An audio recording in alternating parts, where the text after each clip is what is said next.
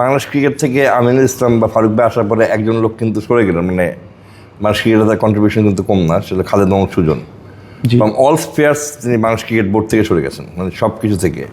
মানে এই কথাটা কি খালেদ মাহমুদ সুজনের ক্ষেত্রে প্রযোজ্য যে কোনো একটা ইয়েতে যদি যে if he can contribute he can come, মানে someone who have a capability?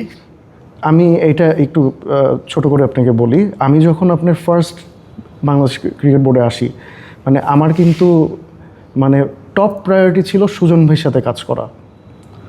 Game ডেভেলপমেন্টের ভাইস চেয়ারম্যান, আমার কোনো ডিপার্টমেন্ট দরকার নেই, আমি গেম ডেভেলপমেন্টের ভাইস চেয়ারম্যান থাকবো, কারণ এটা আমার প্যাশনের জায়গা। তো সুজন ভাইয়ের সাথে তো আমি 3 বছর ছিলাম। সুজন ভাইয়ের যে কন্ট্রিবিউশন আপনার এই পুরো এজ গ্রুপ এবং গেম ডেভেলপমেন্টে, আমার মনে হয় এটা আমরা বিসিবি কখনো তাকে এনাফ মূল্যায়ন থ্যাঙ্কস দিতে পারবে না। বাট সুজন ভাই যদি অ্যাকসেপ্ট করে এখানে এসে কোনো একটা এরিয়াতে রোলে, কোনো একটা পজিশনে, হ্যাঁ, মানে এটা আমার মনে হয় এটা বিসিবি গেনার হবে।